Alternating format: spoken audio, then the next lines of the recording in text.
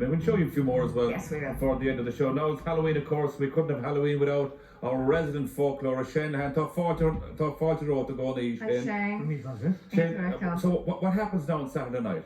What gates are open? Who's coming? Who's going? What's happening? Well, yeah, way back in time, this was actually the beginning of the new year, would you believe? The junction between the old and the new. The gates are open. The other world comes to us at this time. Who's coming back? Who's coming back Well, to see us? in Ireland in particular, we associate the dead. We think about the dead. We think of those in supposedly purgatory, which was a big deal in Ireland in the past. So the souls of the dead. So what we normally did on Halloween evening, on the 31st, was that we left the door open, we put down a big fire, especially for them, we swept all around the hearth, we took out their old chairs, the ones that they used to sit on, and we put their cushion on it and so on. We light a candle for everyone that had departed, because we believed that the dead would come back on that night. Were you inviting them? Were the You people were, inviting and them? you were meant to be praying for them as well, and they were coming back to check to see if everything was in order and how everything should be. And people played all sorts of tricks on people because they were the honest people who believed this was going to happen. So we have this idea then of the geysers, the tricksters, people playing pranks on them, The Maura Durans of this world. Tricksters. there was that big fire was important because at this point in the year, it was the one time you let the fire go out, and you lit the fire from a bonfire that was held at Halloween from the seed. Why would you even go out then? Because this was the junction of the year. This was the one time of the year the fire would go out, and it was kind of to mark that occasion. It was a very big deal. But would long ago, what used to happen? The tricksters used to come along. They climb up the thatch with a bucket of water, and everyone would be inside the big fire. Down would come the water, the whole thing would be extinguished. Or they'd cover over the chimney, and the whole place would be full of smoke and so on. And Shut up, that's you. This was a time for sort of pranks, like people took gates off, gates on go, used to lift up. So the school gate was a great sort of one. That was the first one to go. That's the first one to go. To be thrown into someone's field or whatever. Wheels would be taken off carts, donkeys would be re-tackled. The famous one, of course, is they took the wheels off, put the rails out the door, and your man was sitting inside the cart asleep, and it was the donkey facing out the door. So it was a night, in the class, a night for tricks. In the class, Trickstering, yeah. So that was it. Shane, it's really interesting because you've got a pipe. Where's the pipe you have? Listen, there's a great story, we talk about ghosts as well. The great thing in Ireland is ghosts weren't that terrifying at all. They were kind of souls that were kind of coming out of hell or coming out of purgatory and so on. But there was one great story from your part of the world, Dahi, I think was a great version. The Spridden Tabak, the spirit of the tobacco. And there was this woman, she used to be on the top Hold that steady there, Shane, for a second. This is a very special pipe. She's been on the top of the hill between Dunqueen and Ballyferriter, and nobody would pass the way. They were terrified of her. So one of the things, one fella had a few drinks one night, he decided he'd go up anyway, and he asked her could he have a few puffs off the Dudeen. And of course, long ago, when you did that, you'd always say, Lord have mercy on the souls of the dead, and so on. That was the usual thing. And 3 times he took the pipe from her, and 3 times he made the pronouncement. And on the 3rd time, didn't she tell him that she was a lost soul, and that because she was a lost soul, they never found her body. Nobody had prayed for her, and only that he had made the blessing 3 times, she could now get back into heaven. So she could move on. But the reward she gave him, which was great. He said, "Here, take the pipe now, and it'll never be without tobacco in it." Okay, and that was great. But you must tell no one. So he was delighted every time he took a blast out of the Dudeen, and he took it out of his pocket. Wasn't it full again? He could light it again. It was great. Took him about a month before he had to tell his buddy, "Hey, listen, I have a magic pipe here." And with that, of course, no more. The magic was lost, and he didn't have it. The Amadon. Yeah, beautiful pipe. My great friend Sheila Lane gave me this old Dudeen here. How long is that around, Shane? That's actually late 17th century, would you believe? A really lovely. So 400 years. Yeah, almost. and somebody else was smoking from that. Isn't it amazing? Yeah. Isn't it amazing? And men and women smoke the pipes. They did, of course, but listen, it was a night for games as well. And I think you have everyone now with COVID at the moment. Maybe the younger gang can't go around to houses. So there was a number of games. We know one of the great ones, which I don't know if we'll recommend this one or not. We will not be recommending this. One of my favourite pieces. Shane, hold it there, Maura will do it there.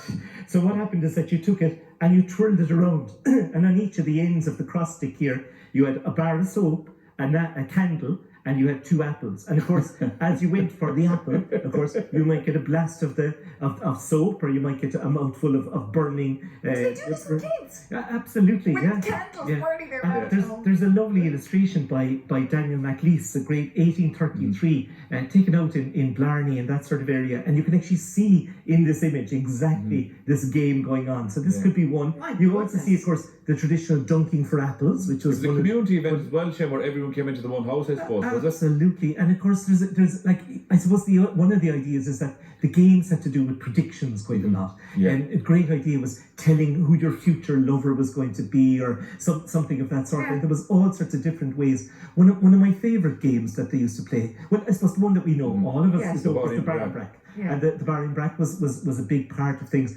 The Barn Brack, as some people call it, that would be the commercially bought one. Okay. But most people in the past made their own brack. And is it barn or barm? It's Barn, B-A-R-N. Okay. This is called barm a lot. Barn was the yeast that they took from making beer. Ah. That was the commercially available Yeah. one. But the speckled cake, the Barian brack, is really what Because it's all the about. brack is a speckled, isn't it? That's right, Yeah. exactly. And they used to put the different charms into it. And we We know always know the ring. Yeah. we'll always know the ring, but there was the button, which meant you were going to be a bachelor, the thimble, which meant you were to be a spinster, or you were going to either marry a bachelor or a spinster, okay? The coin, of course, meant wealth and money coming your way, so the old penny there. What was the P about? The P again was sometimes was poverty, and sometimes the bean was wealth, as it were. So you had one or the other. The holy medal meant that you were going to either join holy orders. You were going to become a nun or a Which is priest or probably a something. big thing then. Oh, What do you mean? A lot it was of a people big did, idea. yeah. The stick, of course, meant you were either going to be beaten, or you were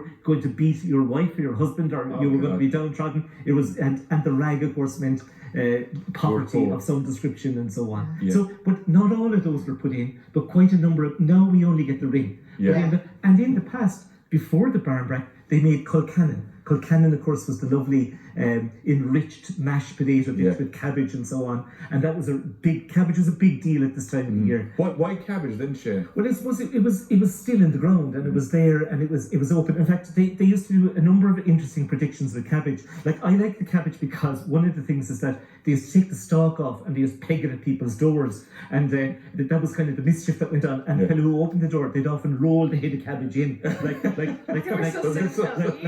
a severed head or something like that. Yeah. But the girls used to blindfold themselves. They used to go out into the cabbage patch, okay, and they used to pick out a head of cabbage. And when they pulled out the head of cabbage, they'd look at the root of the head of cabbage.